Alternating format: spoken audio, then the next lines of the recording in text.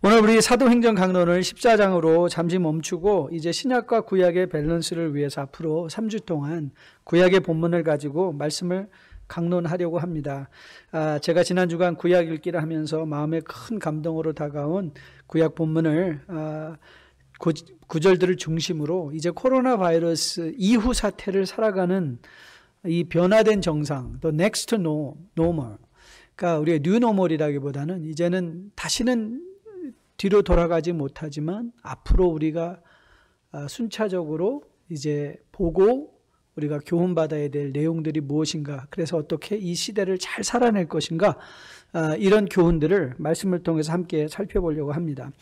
오늘 우리가 보려는 본문은 19장에서 출애굽한 백성들을 시내산에 모으시고 하나님은 왜 그들을 출애굽시켰는가, 그들이 어떻게 세상의 제사장의 나라가 되어 하나님의 복음을, 하나님의 임재를, 하나님의 위엄을, 하나님의 영광을 전하게 하시려시는 것인가에 대한 분명한 소명의식을 부여하신 후에, 그러면 이 세상에서 선택받은 백성들이 어떻게 살 것인가, 아주 구체적인 행동 규범으로 십계명을 시작으로 하나님의 율법의 말씀들을 주시는 장면의 시작점인 것을 보게 됩니다. 바울은 신약 시대를 살아가는 성도들에게 도대체 구약의 의미가 무엇인가를 고린도전서 10장에서 우리에게 이렇게 교훈합니다. 여러분이 고린도전서 10장 1절 말씀을 보시면 이렇게 바울이 말했죠. 형제들아, 나는 너희가 알지 못하기를 원하지 아니하노니 우리 조상들이 다 구름 아래 있고 바닷 가운데 지나며, 우리는 이걸만 쭉 딱 읽으면 오늘 바울이 말하려는 장면이 어떤 장면인지 아시죠? 네, 바로 홍해를 건넌 이스라엘 백성들의 애굽의 광야 생활을 가리키고 있는 것이죠. 그런데 그 광야 생활이 우리에게 어떤 의미로 다가올 것인가를, 근데 고린도전서 10장 6절에서 그가 이렇게 얘기를 했습니다. 이러한 일은 우리의 본보기가 되어 우리로 하여금 그들이 악을 즐겨한 것 같이 즐겨하는 자가 되지 않게 하려 합니다.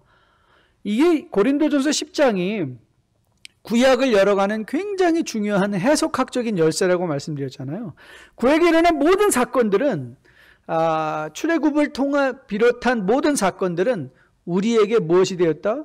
본보기가 되었다. 본보기가 되어서 우리의 삶을 그 사건들에 비추어 보며 배울 것, 취할 것을 교훈받아 우리가 부르심을 받고 있는 오늘의 삶을 온전하게 제대로 살아내기 위함이다 라고 권면하고 있는 것이죠. 그런 차원에서 보면 오늘 출애굽기는 우리가 참으로 깊이 묵상해야 할 중요한 하나님의 말씀인 것을 보게 됩니다.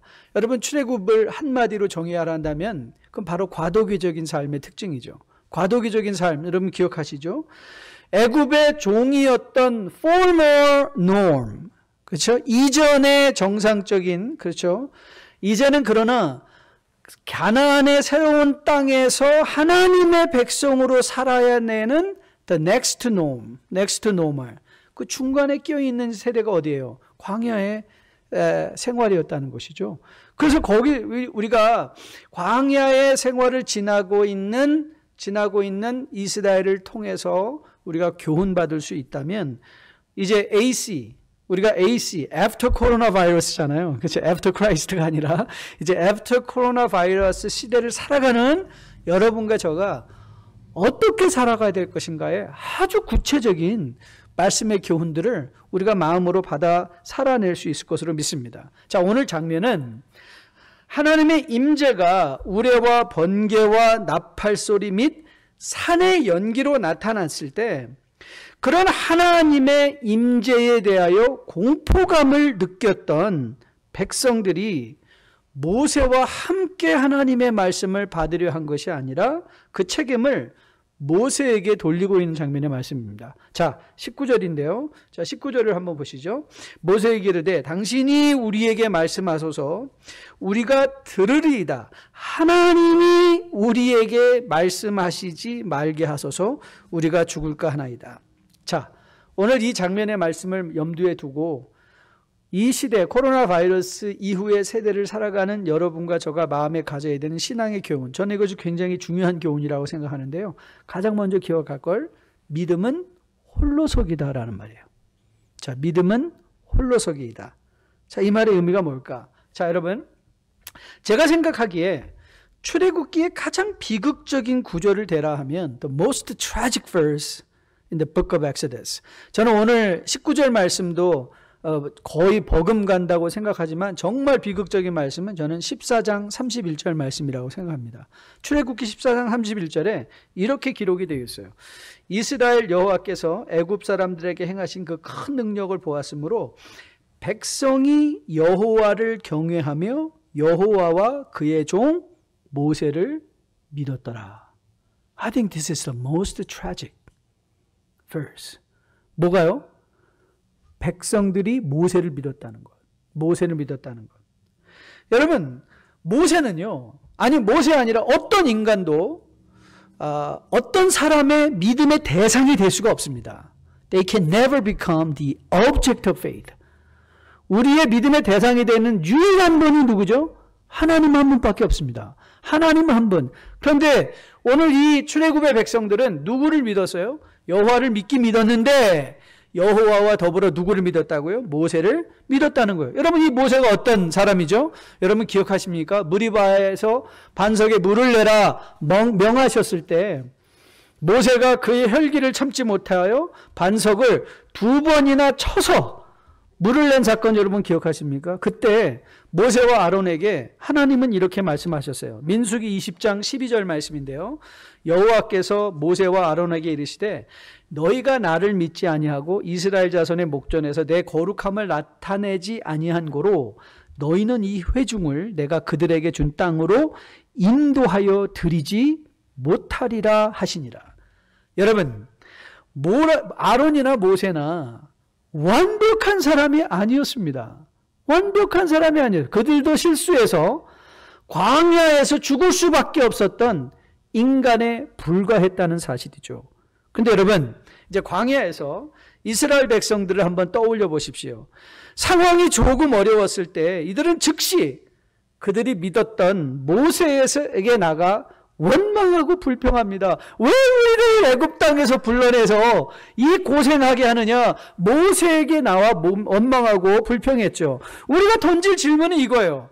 아니 왜 백성들은 하나님께 직접 그들의 어려움과 고통을 가지고 나가지 못했을까? 왜 그랬을까요? 그들은 모세를 믿었기 때문에 그래요. 모세를 믿었기 때문에 그래요. 자, 다시 본문으로 돌아옵니다. 본문 다시 돌아오면 모세는 하나님께서 왜 우레와 번개, 나팔소리와 산의 연기로 우리에게 보여주셨는가 그 의미를 20절에서 설명하고 있습니다. 자, 20절을 다시 한번 보세요. 20절. 모세가 백성에게 이르되 두려워하지 말라. 하나님이 임하심은 너희를 시험하고 너희로 경외하여 범죄하지 않게 하려 함이니라.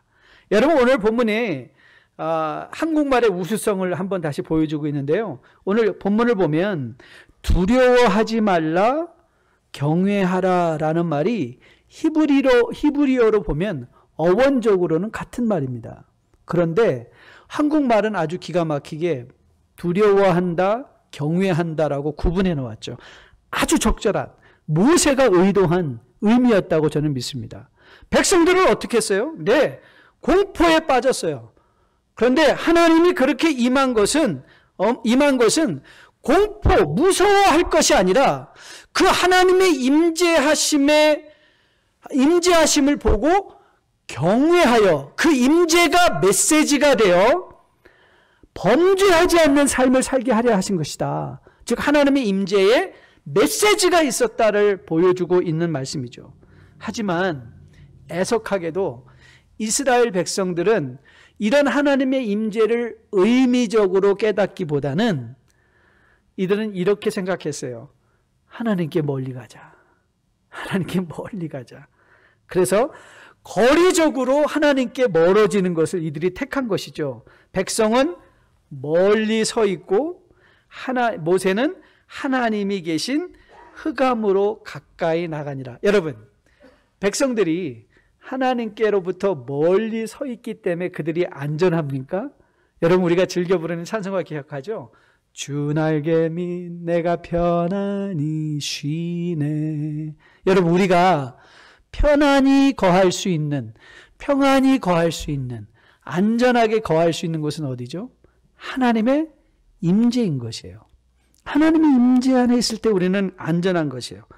그런데 이 이스라엘 백성들은 거리적으로 하나님께 멀리 떨어지는 것을 선택했어요. 그리고 이들이 모세에게 부르짖습니다. 하나님께서 우리에게 말하지 않게 하소서. 와우. 저는 이게 비극이라고 생각해요. 하나님께서 우리에게 말하지 않게 하소서. 여러분에게 믿음 생활은 홀로 서기라고 말씀드렸어요. 먼저 이것이 의미하지 않는 바가 무엇인가 하면, 우리가 홀로 선다는 건 격리되거나 고립된다는 의미가 아니에요. It never meant isolation. 우리를 이렇게 사람들로부터 격리시켜서 홀로 있다라는 차원의 의미가 아니라, 우리의 믿음의 대상이 유일하게 하나님인 것을 알아 하나님과 나와의 관계 속에는 예수 그리스도 외에 다른 어떤 것도, 다른 어떤 사람도 결단코 끼어들지 않게 하는 것, 우리의 믿음의 유일한 대상이 하나님인 것을 인정하는 것이 믿음의 홀로서기라는 거예요. 믿음의 홀로서기. 여러분, 하나님께서 모세를 세워주신 이유가 뭔가요? 모세를 세워주셨던 이유는요, 모세를 통하여 하나님의 일하심을 보게 하려 하셨던 것이에요. 즉, 다시 말하면 모세를 믿게 하려 하심이 아니라, 모세가 얼마나 월등하냐, 뛰어난 사람이냐, 그래서 우리는 모세를 믿자가 아니라 모세 안에서 일하신 하나님을 보고 그들로 하여금 하나님을 바라보게 하려는 것. 그게 모세를 사용하시는 하나님의 목적이었어요. 여러분 기억하십니까? 사도행전 우리 14장을 보면서 두아디라에 갔을 때 바울이 이적을 일으켰잖아요. 그때 거기에 있는 사람들이 와, 신이 강림했다 그랬죠. 신이 강림했다라고 하면서 이 바울은 제우스고, 이 바나바는 제우스고 바울은 헤르메스다 하면서 소를 갖다 잡아서 제사하려고 했었을 때, 여러분 바울이 했던 말 기억하십니까? 바울이 이렇게 말했어요. 들어보세요. 두 사도 바나바와 바울이 듣고 옷을 찢고 무리 가운데 뛰어들어가 소리질러 이르되, 여러분이요 어찌하여 이러한 일을 하느냐? 우리도 여러분과 같은 성정을 가진 사람이라. 여러분에게 복음을 전하는 것은 이런 헛된 일을 버리고 천지와 바다와 그 가운데 만물을 지으시고 살아계신 하나님께로 돌아오게 함이니라. 바울은 분명히 알았어요. 바나바는 분명히 알았어요. 단지 우리는 여러분으로 하나님을 바라보게 하는, 하나님께로 돌아오게 하는 사인에 불과할 뿐이다. 우리가 여러분의 경배의 대상이 아니다. 우리가 여러분의 제사의 대상이 아니다. 분명히 알았던 것이죠. 저는 코로나 바이러스 이후를 살아가는 여러분과 저가 마음에 꼭 기억해야만 하는 믿음의 교훈이라고 생각해요. 여러분, 우리의 믿음 생활이 어떤 유능한 좋은 목사, 좋은 교회, 좋은 사람 때문이 아니라, 좋은 사람들이 없어도, 유능한 목사가 없어도, 좋은 교회가 없어도 여러분 우리 모두가 예수 그리스도 한 분을 중보로 하여 하나님의 말씀을 들을 수 있는 자리에 나가는 거예요. 하나님의 말씀을 들을 수 있는 자리. 여러분, 이것이 바로 종교개혁가들이 외쳤던 만인 제사장설의 의미예요. 만인 제사장설은 너도 목사 나도 목사설이 아니에요. 만인 제사장설은 우리는 하나님과의 관계 속에 어떤 인간의 중보 없이 오직 예수 그리스도 한 분만을 중보로 하여 하나님께 나아갈 수 있는, 하나님의 음성을 나도 들을 수 있는 자리까지 나갈 수 있는 하나님의 택하신 백성이 되었다는 것이 만인 제사장설이에요. 그래서 히브리서 기자가 뭐라고 외치죠? 히브리서 기자가 히브리서 10장에서 이렇게 말합니다. 그러므로 형제들아, 우리가 예수의 피를 힘입어 성소에 들어갈 담력을 얻었나니 그 길은 우리를 위하여 휘장 가운데 열어놓으신 새로운 살 길이요 휘장은 곧 그의 육체니라. 또 하나님의 집 다스리는 큰 제사장이 계심에 우리가 마음의 뿌림을 받아 악한 양심으로부터 벗어나고 몸은 맑은 물로 씻음을 받았으니 참 마음과 온전한 믿음으로 교회로 나아가자. 참 마음과 온전한 믿음으로 좋은 목사 찾아가자? 아니에요. 하나님께 나아가자. 하나님께 나아가자. 하나님께. 여러분, 하나님께서 모세를 주신 것, 다윗을 주신 것, 구약의 모든 인물들을 주신 것, 신약의 모든 인물들을 주신 것, 지금 여러분 주변에 있는 많은 사람들을 주신 것은 그들이 우리의 믿음의 대상이 아니라 그들은 우리의 믿음의 증거가 된다는 거예요. 그래서 히브리서 기자가 히브리서 12장에서 이렇게 말했죠. 이러므로 우리에게 구름같이 둘러싼 허다한 증인들이 있으니 모든 무거운 것과 얽매이기 쉬운 죄를 벗어버리고 인내로서 우리 앞에 당한 경주를 하라 그랬어요. 여러분, 구약의 모든 인물들, 구약에서 여러분이 우리 중에 누가 내가 구약에서 제일 존경하는 인물은 아합입니다 라고 말할 사람은 없죠. 아합은 가장 악한 왕 중에 대부분이잖아요. 우리는 모세를 존경합니다. 맞습니다. 그러나 아합은 우리의 믿음의 시험의 대상이 아닙니다. 우리의 믿음의 증인이에요. 어떤 증인? 여러분, 성경에는 두 가지 종류의 증인이 있습니다. 정면적 증인이 있으면 저렇게 믿으면 되겠구나. 반면적 교훈이 있어요. 저렇게 믿지 말아야 되겠구나. 저렇게 살지 말아야 되겠구나. 여러분, 이 교훈을 여러분의 삶에 적용해 보십시오. 지금 여러분의 일어나고 있는 일, 오늘 이 백성들은요, 우레와 같은 소리, 바람 소리, 하늘에 일어나는 일들을 보고 그들은 어떻게 해석했어요? 하나님께 멀리 가기로 했어요. 그러나 모세는 뭐라고 말하고 있죠? 이런 모든 일들은 너의 마음을 시험하여 하나님을 경외하려 한다. 여러분, 이 경외한다는 말을 이렇게 바꿔도 전혀 무리가 없습니다. 하나님을 만나게 하려 합니다. 만나게 하려 합니다. 저는 여러분이 이 코로나 사태를 맞이해서 혹 여러분 정말 이런 천둥과 같은 하늘이 무너지는 것 같은 일들을 당하실 거예요. 그때 여러분에게 던져야 되는 질문이 뭐예요? 하나님은 이 일을 통해서 내 마음을 어떻게 시험하셔서 더욱 하나님을 경외하게 하시나? 맞습니다. 여러분 주변에 여러분을 실망케 하는 사람들이 있을 거예요. 그때 그 사람을 보고 아이고 나도 안 믿어가 아니라 뭐예요? 하나님은 저 사람을 통해서 내 마음을 어떻게 시험하사 하나님을 경외하게 하시는가? 여러분, 이 세상에 일어나는 모든 사건, 이 세상에 있는 모든 이 증인들, 이 사람들은요, 여러분들이 하나님께 가까이 나갈 수 있도록 돕는 도구들이지 그들이 여러분의 믿음의 대상은 아닌 것을. 그리고 여러분들이 여러분의 믿음 생활을 위하여 유일하게 중보자로 여길 분은 예수 그리스도 한 분이요. 그분을 통하여 하나님께로 나아가는 것이 믿음 생활임을 마음에 분명히 기억할 수 있는 여러분과 저 될 수 있기를 주님의 이름으로 축복드립니다.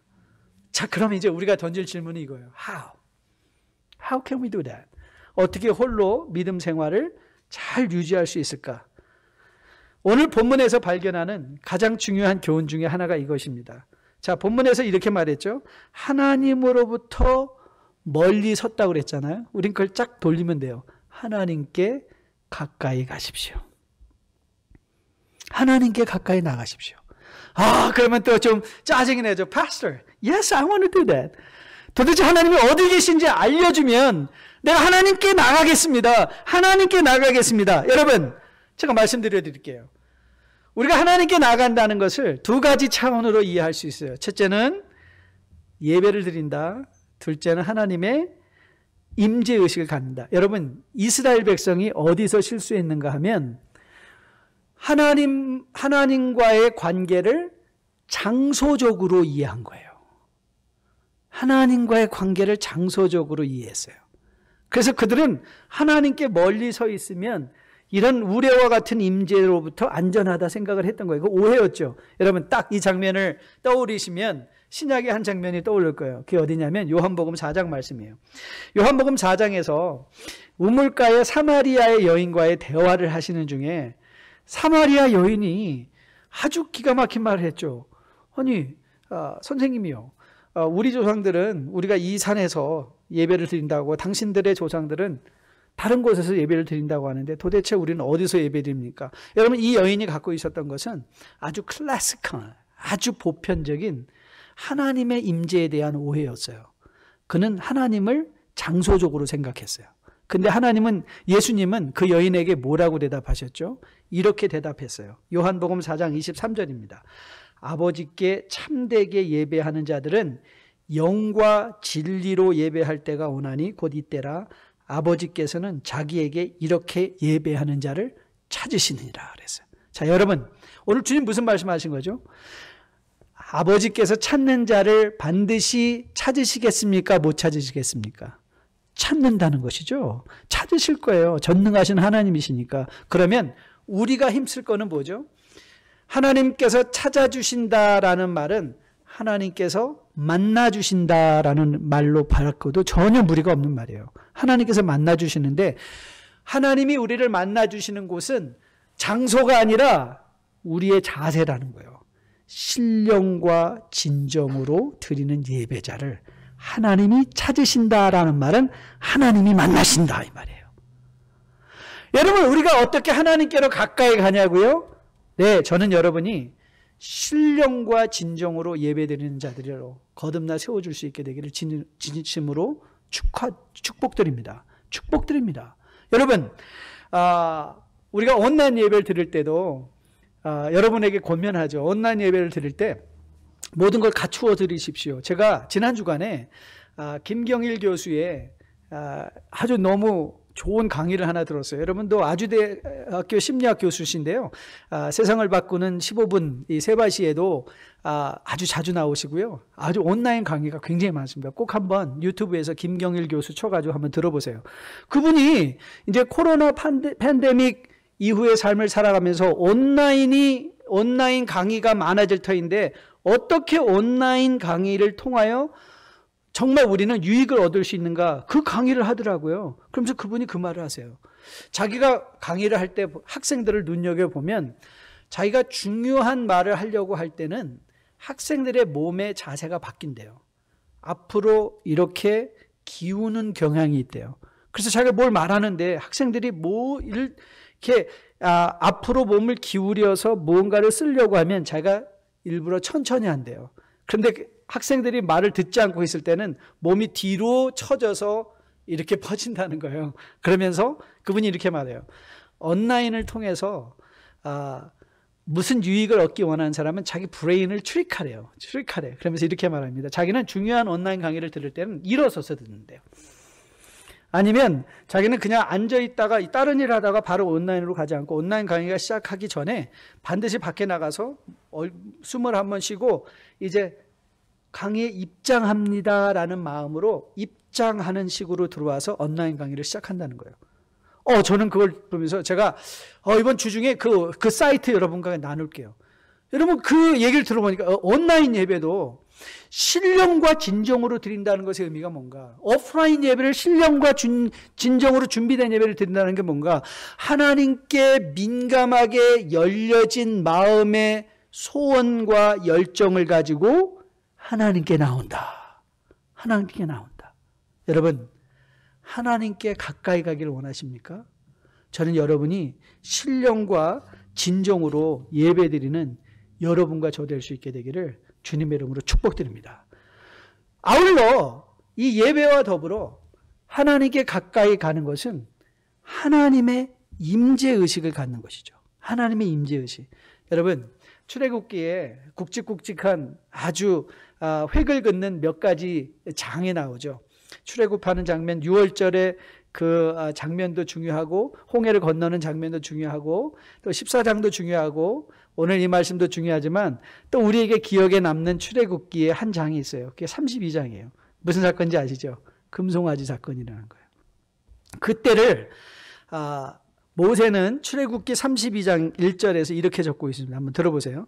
백성이 모세가 산에서 내려옴이 더딤을 보고 모여 백성이 아론에게 이르러 말하되 일어나라 우리를 위하여 우리를 인도할 신을 만들라. 이 모세 곧 우리를 애굽 땅에서 인도하여 낸 사람은 어찌 되었는지 알지 못함이니라. 여러분, 백성이 이스라엘 백성들이 가졌던 오해가 뭐죠? 모세가 있으면 하나님이 있고 모세가 없으면 하나님이 없는 줄 알았던 거예요.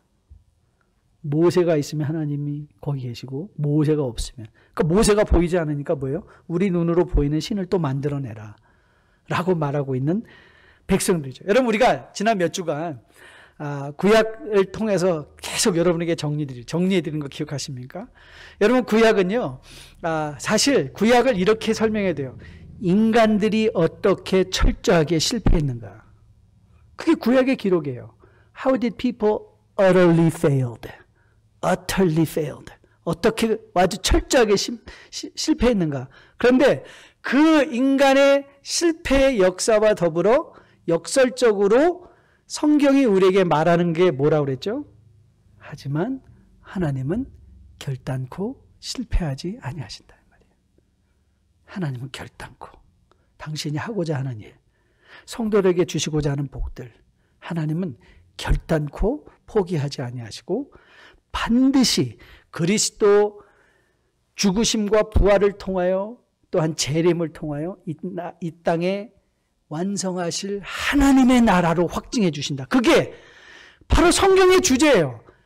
인간은 실패해도 하나님은 결단코 실패하지 아니하신다.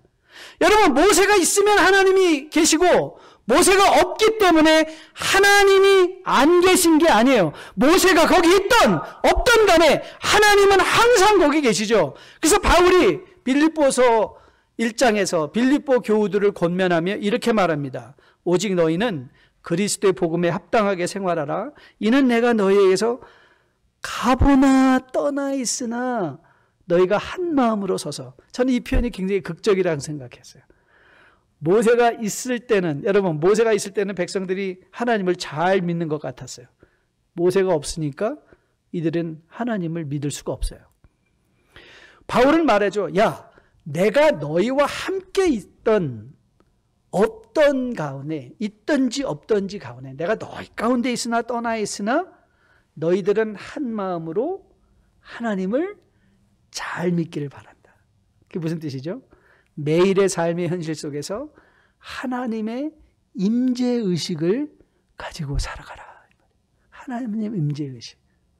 저는 사랑하는 뉴라이프의 복된 백성들, 성도님들이 이 하나님의 임재의식을 가지고 오늘도 내 가운데서 일하고 계신, 우리와 세상 끝날까지 항상 너희와 함께 하실 것이다. 예수님의 마지막 약속이 그거 아닙니까? 하나님의 마지막, 예수님의 마지막 말씀은 우리에게 주신 책무가 아니라 약속입니다. 너희는 가서 온 세상으로 제자를 삼으라는, 온 백성으로 제자를 삼으라는 책임이 아니라 예수님은 마지막 말씀을 약속으로 주세요. 세상 끝날까지 내가 항상 너희와 같이 있으리라. 뭐예요? 임재의 약속이에요. 임재의 약속. 여러분이 혹 코로나 바이러스 시대에 마치 무언가 다 삶의 현장이 무너지는 것 같은 일을 경험하실 수 있습니다. 그때 여러분 기억하세요. 내 사업이 쓰러졌지만 하나님은 쓰러지지 아니하신다. 하나님이 쓰러지지 아니하면 우리도 안 쓰러져요. 여러분, 세상에 여러분들의 세상을 살다 보면 어려운 일 당하잖아요. 그때 여러분 무슨 질문을 하셔야 돼요? 하나님은 이 일을 통하여 나를 어떻게 시험하셔서 하나님을 더 경외하게 하시는가? 모든 일을 합력하여 선을 이루게 하시는 그 하나님을 뭐 하라는 거예요? 더욱더 바라보고 의지하고 하나님의 임재의식을 가지고 살아가는 것이죠. 여러분, 하나님의 임재의식을 살아가기 위해서 우리가 구체적으로 실천할 두 가지 덕목이 있습니다. 첫째는요, 감사하기예요. 감사. 데살로니가 전서 5장 16절부터 18절 항상 기뻐하라 하시고 범사에 감사하라 하시고, 그렇죠? 이는 너희를 향한 하나님의 뜻이라고 우리에게 말씀해 주시잖아요. 항상 감사하고 범사에 감사하고 기도하는 것, 항상 기뻐하는 것. 여러분, 감사한다는 것은 하나님의 임재를 인정하는 거예요. 그러니까 여러분, 전 여러분이 한번 실천해 보시길 바라요. 여러분의 마음이 우울하고 힘들고 어려울 때 저는 여러분이 감사 선언해 보시기를 주님의 이름으로 축복드립니다. 여러분, 감사하면요, 하나님의 임재의식이 우리 가운데 올라오게 돼요. 나와 가까이 계신 하나님. 그래서 여러분, 정말 매일의 삶에 아침에 일어날 때 아이고 아니라 하나님 감사합니다. 그렇죠? 그리고 신음하세요. 몸이 아픈 건 사실이니까. 그렇죠? 여러분, 힘들고 어려울 때 마음의 분노가 치오르기 전에 그 분노를 억누르시고 하나님 감사합니다.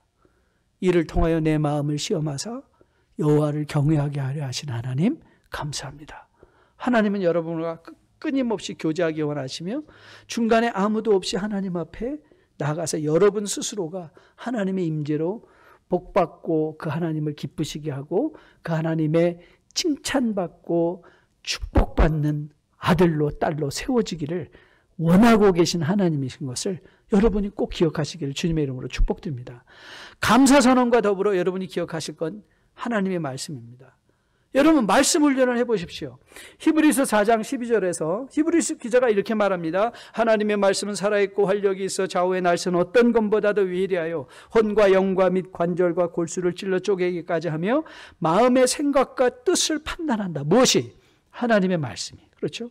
그러니까 여러분들이 하나님의 말씀을 가까이 하지 아니하면 하나님의 임재를 못 느끼는 건 당연합니다.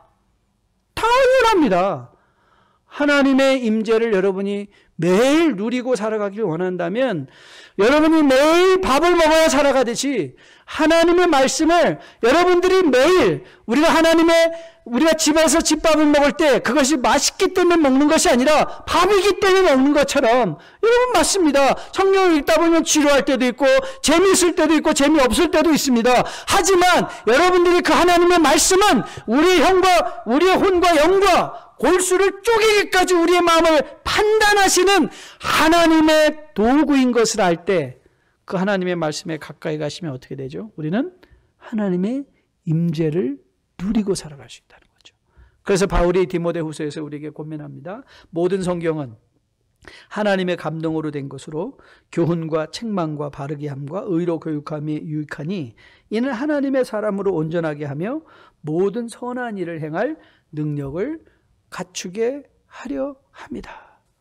하나님의 임재를 어떻게 누린다고요? 하나님의 말씀입니다. 하나님의 말씀. 하나님의 말씀으로 가는 것이죠. 여러분, 400년을 애굽의 종으로 살던 이스라엘 백성들이 하나님의 백성으로 하나님의 군대로 세워지는 데는 많은 영적 생물적 변화가 필요한 일이었습니다. 그 과정을 이스라엘 백성들은 우리에게 때로는 정면적으로 많은 경우 반면적으로 우리의 본보기들이 되어 이제 변화를 앞두고 있는 이 시대를 살아가는 여러분과 저가 어떻게 살아야 될 것인가를 구체적으로 교훈해 주고 있습니다. 여러분, 조선 말기에 이제 막 한국에 복음이 전해지기 시작할 때 선교사님들이 가져온 운동이 하나 있다고 합니다. 그게 연식전구라고 해요. 연식전구 기억하시죠, 여러분? 쩍쩍하고 공이 소리 나는데 코트를 만들고 거기서 연식전구를 열심히 치시는데 조선시대의 양반들이 이렇게 말했다고 하는 거 여러분 기억하시죠? 아이고, 저 양반들은 저렇게 힘든 일을 노비를 시키지 않고 왜 직접 하고 있지? 그랬다고 그래요. 여러분, 전구는 누가 해야 누구에게 유익이 됩니까? 자기가 해야 돼요. 자기가 해야 돼요. 여러분이 감당해야 할 믿음의 경주를 대신 띄워줄 사람이 없습니다. 여러분이 하셔야 됩니다. 그래서 다시 여러분에게 소개하려는 히브리서 12장 1절 2절의 말씀인데요. 다시 한번 들어보십시오. 이러므로 우리에게 구름과 같이 둘러싼 허다한 증인들이 있으니 모든 무거운 것과 얽매이기 쉬운 죄를 벗어버리고 인내로서 우리 앞에 당한 경주를 하며 믿음의 주여 또 온전하게 하시는 이인 예수를 바라보자. 그는 앞에 있는 기쁨을 위하여 십자가를 참으사 부끄러움을 개의치 아니하시더니 하나님 보좌 우편에 앉으셨느니라. 맞습니다. 하나님께서 이 교회 안에 여러분에게 영적 멘토도 세워주시고 목사도 세워주시고 목회자들도 세워주시고 많은 지도자들도 세워주셨습니다. 하지만 여러분 기억하십시오. 그들은 여러분들이 하나님의 임재 앞으로 나아가는 일을 돕는 사람이지 여러분을 대신해서 띄워줄 사람은 아닙니다. 여러분이 스스로가 얽매이기 쉬운 죄를 벗어버리셔야지 그 누가 벗어주는 것이 아닙니다. 여러분이 그 경주에 참여하셔야 됩니다. 저는 여러분이 오늘 이 출애굽기 20장을 통해서 이 믿음의 특징을 마음에 분명히 인식하는 가운데 믿음의 홀로서기, 믿음의 홀로서기인 나와 하나님 가운데 어떤 인간의 중보도 어떤 사건의 중보도 아닌 오직 예수 그리스도 한 분만을 중보로 하여 감사와 말씀을 통하여 하나님의 임재, 예배를 통하여 하나님께 신령과 진정으로 드린 예배를 통하여 하나님께 가까이 가심으로 세상이 어찌 변한다 할지라도 흔들리지 않고 주님 다시 오시는 날까지 믿음의 경주 잘 감당할 수 있는 여러분과 저로 세워줄 수 있게 되기를 주님의 이름으로 축복드립니다. 우리 다 함께 나와서 마지막 찬양하려고 하는데요. 캘리포니아에서는 이제 예배 중에 찬양을 금지했다고 하더라고요. 찬양을 아무래도 이 코로나 바이러스는 비말이기 때문에 찬양을 크게 하면 감염의 위험이 있기 때문에 그렇겠죠. 우리 코로나는 그런 거 아직 없습니다. 우리는 다 마스크를 쓰고 있으니까 여러분 이거 1절부터 4절까지 다 하면 참 좋겠는데 1절과 마지막 절만 할게요. 한번 여러분 생각해 보세요. 주의 음성을 우리 목사님이 들으니, 주의 음성을 우리 아내가 들으니, 주의 음성을 내 남편이 들으니, 주의 음성을 내 엄마가 들으니가 아니라 주의 음성을 내가 들으니 사랑한단 말일세. 우리가 이 하나님의 음성 한 가지만 들을 수 있다면 어느 상황에서도 흔들리지 않을 것입니다. 지치지 않을 것입니다. 낭망하지 않을 것입니다. 오늘 이 찬양이 우리의 기도가 되어 하나님, 내가 하나님의 음성을 매일 들으며 십자가로 매일 나아가겠습니다. 주님, 나에게 힘주세요. 기도하는 마음으로 주님 앞에 함께 찬양 올립니다.